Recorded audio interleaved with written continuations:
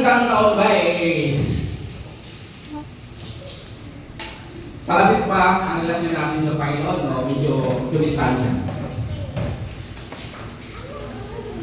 Nung Pasko, nung hindi ka nakatanggap ng regalo, Mahulog ka dyan, ha? di ba tayo na-dismaya na ako nagbibigay tapos di ako nakatanggap? Diba? So gawin ito ang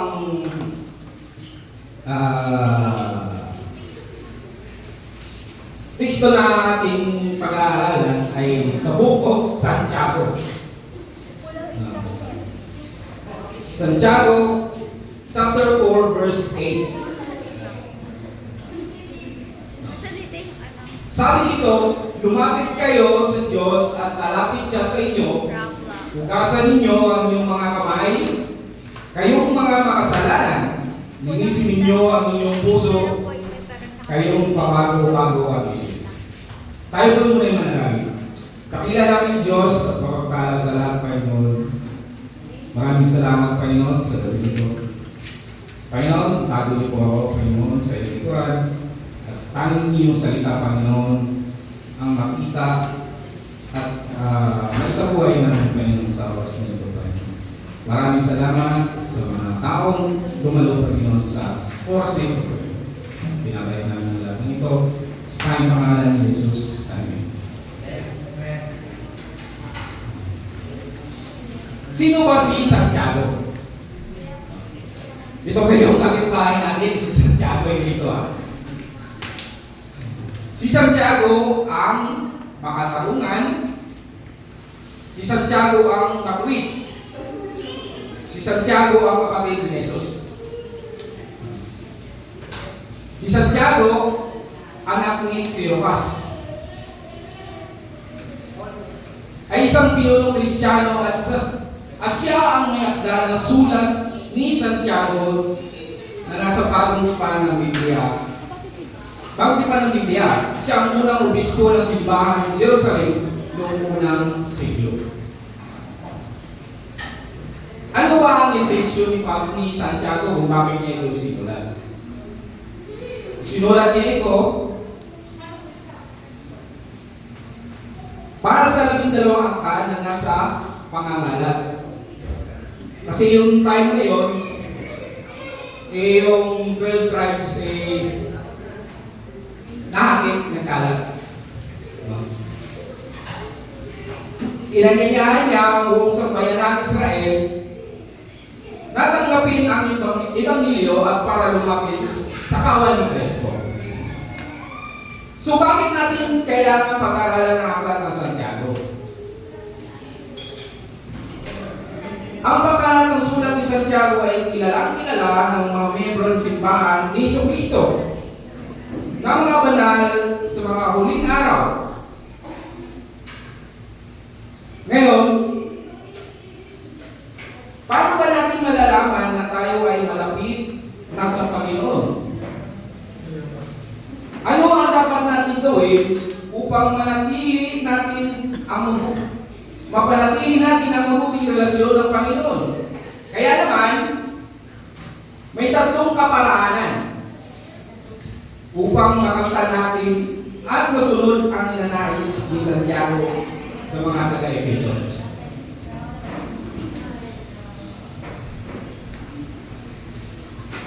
Una,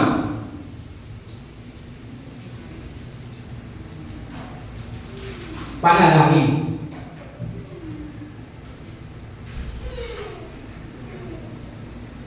Paano ba tayo dapat manalangin sa Diyos? Minsan,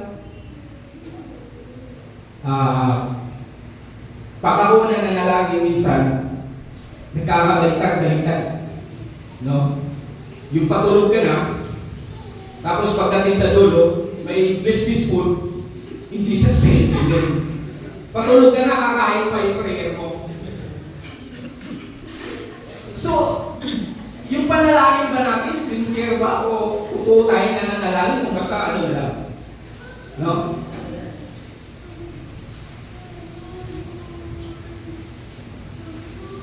Paano ba tayo dapat manalangin sa Diyos? Una, sabi diyan, manalangin ng may katapatan.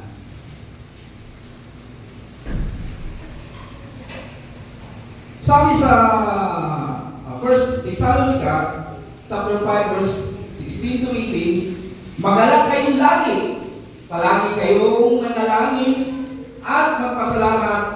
Magpasalamat kayo sa Diyos sa lahat ng pagkakataon, sapagkat ito ang kalooban ng Diyos para sa inyong pakikipag-isa kay Kristo Jesus. Paano ba tayo dapat manalangin sa Diyos? Manalangin ng may katapatan. Pagkatapos pa natin manalangin at sinagot ng Diyos, tapat ka pa rin ba sa mga pangako at inihiling mo ito? Ang inihiling mo sa Diyos kung pinupad ito? Minsan kasi, nananalangin tayo sa Panginoon, Lord, bigyan mo ako ng ganito. Okay, nung nanalangin kami ni Carla na magkaroon kami ng sasakyan, purihin ng Panginoon ang binigay. Kasi, ang sabi namin, Lord, ipapagamit namin ito sa iyo. Pero kung binigay ng Panginoon, pwede namin yung sabihin, tago natin ito. Masira. Makasikasan, di na. Wala natin sila pasakayin. Bahala sila paglakad. No? Pero hindi. Hindi tayo makakainot kasi nangako ka sa Panginoon. No?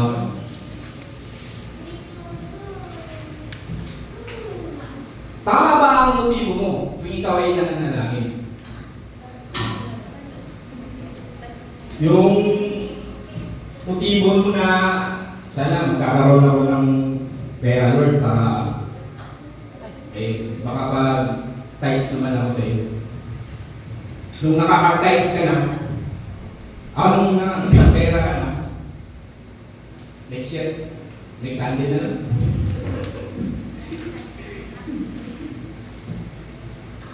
Sabi sa Kawikaan, chapter 16 verse 6, katapatan kay Yahweh bunga ay kapatawaran, ang sa Kanya na gumagalang at sumusunod, malalayo sa kasamaan.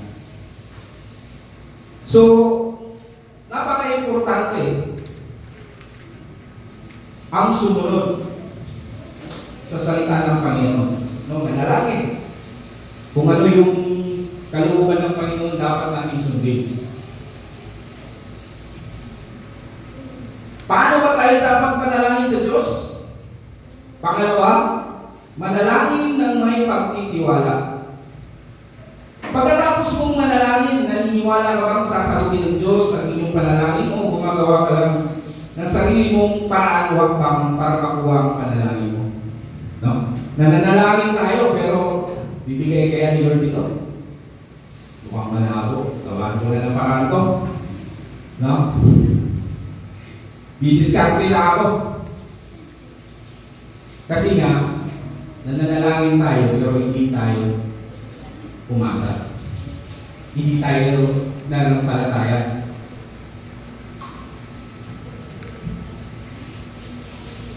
Sabi ng kasabihan, magtiwala pero wag umasa.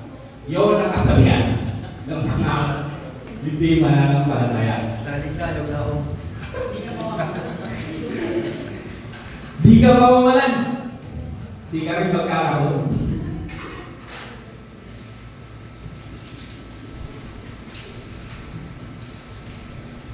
Sabi sa Kawikaan, chapter 16, verse 3, pagkatiwala mo kay Yahweh ang iyong mga gagawin, at magtatagumpay ka sa lahat ng iyong layunin. Pakisabi sa katabi nyo, magtiwala ka lang kayo. Tiwala ka lang, hindi ko lang. Magtiwala at kumasawag yung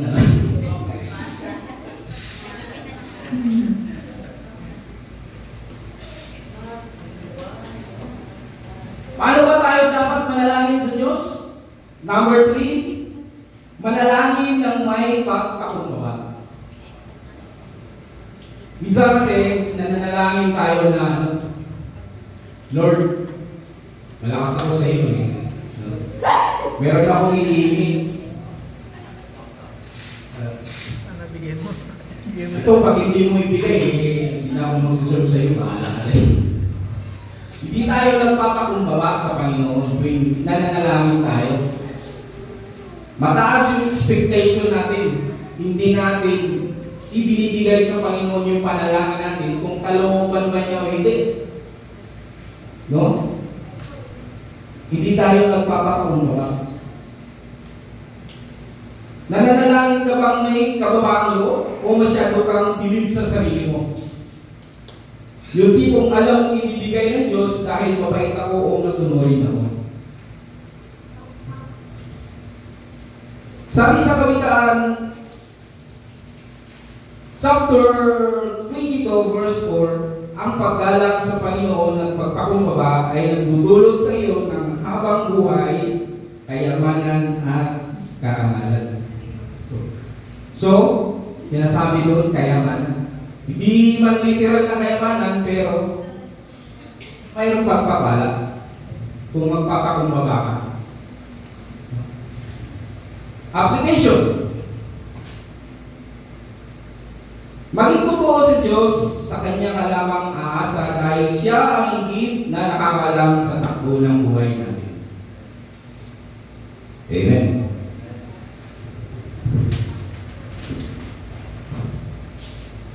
Paano natin mapapanatili ang malapit na relasyon ng Diyos? Number 2, pagnilay-nilay.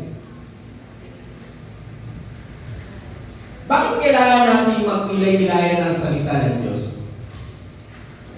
Una, dahil ito ay mahalagang sangkap ng pang-araw-araw ng buhay ng Kristiyano. Di ba? Pag ikaw ay Kristiyano, ang salita ng Panginoon lagi natin pinagnilay-nilayan. No? Kasi nga, dahil ito ang panahon ng pagkakaroon ng tahimik na pakikiusap sa Diyos. Karaniwan sa sarili mong bahay natin, kung saan maaari kang mag-aral ng Biblia at nanalangin sa Diyos na walang sagaban. Minsan kasi kailangan natin ng tahimik na lugar upang doon natin mapagtanto ang kahulugan ng salita ng Diyos. Tayo ba ay madalas nagnilay-nilay? O nilay-nilay ng kapitbahay yung chismis na ating pinagnilay-nilayan ng chismis sa pinamahay? Nanalo daw ako ng loto. Pwede ba lang nanalo ng loto na hindi tumataya?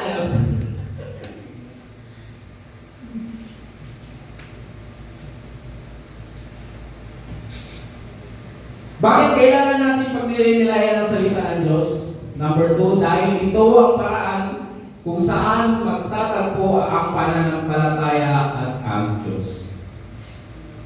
Yun yung time na kakausapin mo yung Panginoon. Pagninilay-nilayan mo yung salita niya. Siyempre, kinakausap mo yung Panginoon. Di mo naman pwede sabihin ng nilay-nilayan ka, kausap mo yung Panginoon, pero busy-busy ka, meron kang ginagawa. Hindi mo makakausap ang Diyos doon. Bakit kailangan natin pagnilay-nilayan ang salita ng Diyos? Tingnan number 2. Dahil ito ang paraan kung saan magtatagpo ang mananampalataya ng Diyos, dahil kinalupan ito ng pagbabasa ay isang bahagi ng Biblia na pinili ng mananampalataya at manalangin. Sabi sa Matthew chapter 4 verse 4, kailangan din ng mananampalataya ang salita ng Diyos sapagkat ito ay pagkain ng kanyang kaluluwa. So, itong sermon na ito ay para sa akin din ito. kasi madalas hindi ko na magawang magbilay-bilay sa Panginoon kasi excited. May sasakyan. Pag sinabi, punta tayo doon. Pag-uwi, pagod na pagod, tulog. Titipla ng mili ng anak, pag nagising, wala, tulog ulit. Wala nang panahon. Isang beses na nagtitipla ako ng gatas, alas 3 ng madaling araw, hindi na ako makatulog. Ulit. Yun lang yung time na nagbilay-bilay ako sa Panginoon. Dahil hindi ako makatulog, Lord, patulogin mo ako ulit. Kasi may pasok pa ako. So siguro yung mga sitwasyon na ngayon, nangyayari kasi nga, pinaparating sa inyo ng Panginoon, sa akin ng Panginoon, wala ka ng oras sa akin. Mula nung hindi pa nga dumating yung Pasko, sunod-sunod na yung pagpupuyat mo, no? Christmas party doon. Siyempre, may sasakyan eh. Ang dali lang, di ba? Eh, nung time na ng Panginoon, devotion na tayo ngayon. Pasko na. Nagre-request na nga yung isa, balik na natin yung devotion natin, wala natin yung devotion. Sabi ko, okay, next time.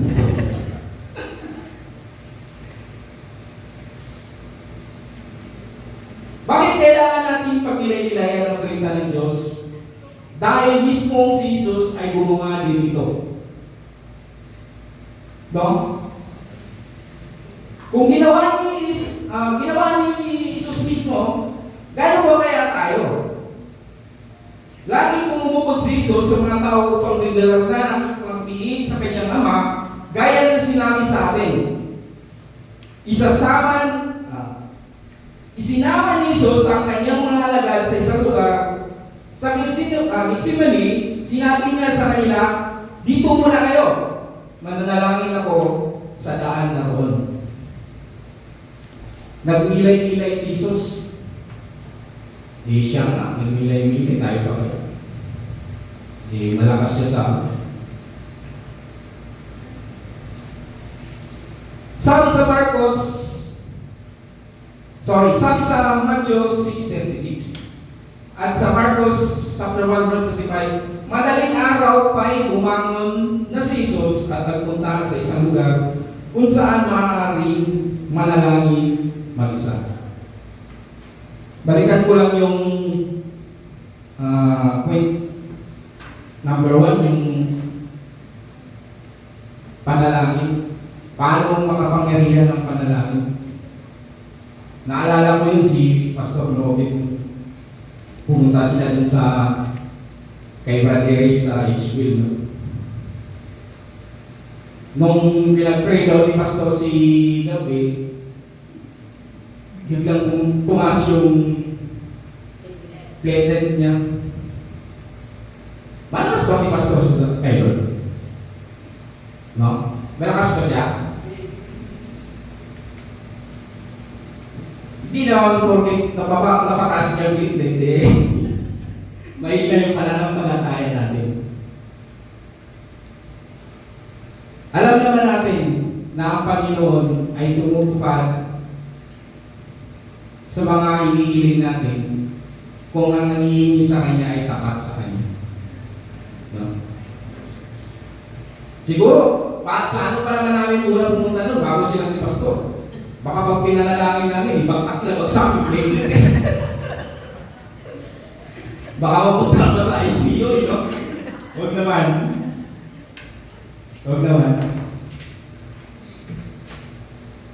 Okay. Application ulit tayo. Dapat maging laman ng ating isip ang mga bagay na totoo, marangal, matuwid, malinis at kaibig-ibig at kagalang-galang. Paano mapanatili at ang malapit na relasyon sa Diyos? Number 3, pagsasabuhay. Actually, ano yun eh, pagsasabuhay sa salita ng Panginoon. So, medyo para may munting rhyme, pagsasabuhay. Bakit natin kailangan isabuhay ang salita ng Diyos?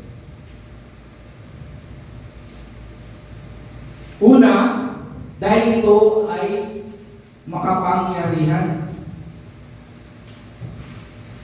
Makapangyarihan po ang salita ng Panginoon. There's a power in the name of Jesus. No? Marinig lang yung salita ng Jesus nanginginig na yung diablo.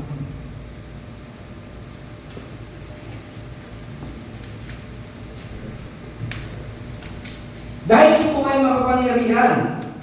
Tunay ba ang makapangyarihan ng salita ng Diyos? Totoong makapangyarihan ng salita ng Diyos, kung maalala nyo, Jesus, nung siya ay nag-fasting, tinempt siya ni Satan, di ba? Anong ginamit ng mga salita ni Jesus doon para i-rebuke si Satan? Di ba salita ng Panginoon? So, makapangyarihan ang salita ng Panginoon. Sabi sa Hebreo, chapter 4, verse 12, ang salita ng Diyos ay buhay at mabisa, mas matalas kaysa alinmang kabak na magkabilay may talim. Ito'y tumagagos sa kikrituran ng kaluluwa at espiritu ng mga kasu-kasuan at buto-buto at nakakaalam ng isip at binabalak ng tao. Ganoon kapang makapangyarihan ng salita ng Panginoon. Yung dati kang siga, dati kang hold-upper, killer, pag tinamaan ka ng salita ng Panginoon, di ba? Mababago ka. Ganoon makapangyarihan ang salita ng Panginoon. Magugulat ka na lang kung narinig mo yung salita ng Panginoon. Tumulo yung luha mo. Kasi nga, napakalupa mo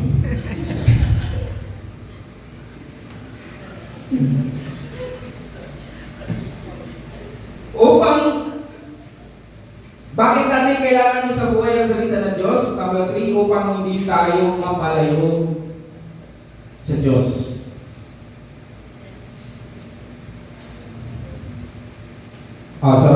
Binago ko pala yung hindi ko nabago dito. Upang maging gabay ang ating buhay. Kadalasan, umaasa tayo sa sarili nating mga karanasan nung magamit tayo ng mga sarili kaparaanan para ayusin ang ating mga problema.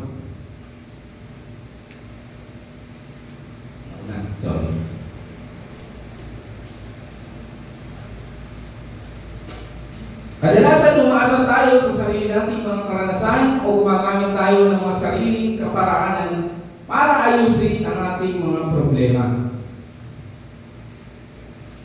Hinahanap natin ang solusyon ayon sa ating kagustuhan.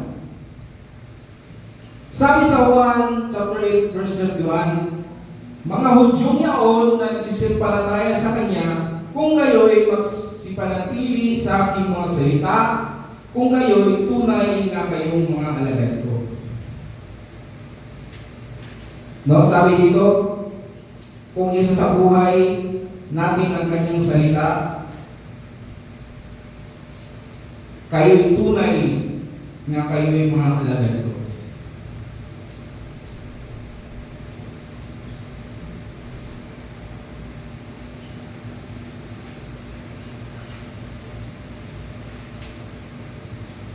Bakit kailangan natin sasabuhay ang salita ng Diyos? Last, upang maging gabay ng ating buhay. Sabi sa awit, chapter 119, verse 105, ang salita ninyo ay gabay at patnubay ng ating daraanan. Ibinigay ng Diyos ang kanyang salita upang tulungan tayong makilala at sundin siya. Anuman ang gagawin natin sa mga desisyon ng ating buhay pang-araw-araw na gawain, dapat lagi tayong nakaangla sa salita ng Diyos upang hindi tayo maalot papunta sa kapahaman. Kasi kung hindi tayo nakaangla sa salita ng Panginoon, baka doon tayo mapadpad sa may patay sindi. No? Kasi, pag nahuli ka doon, anong gagawa mo dito? Bibigyan ko lang ng damit yung nakabad. Ministry to, ministry.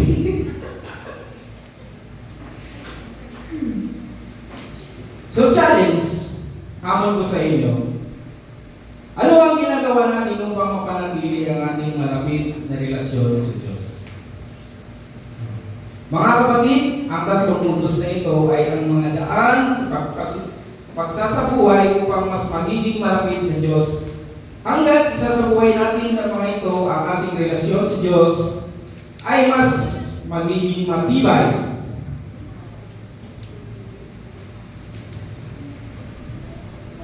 Magiging matibay at pagkakalooban niya tayo ng kapayapaan at kagalakan. Makakapamuhay tayo sa ilalim ng kanyang pagpapala. Purihin natin ang Panginoon.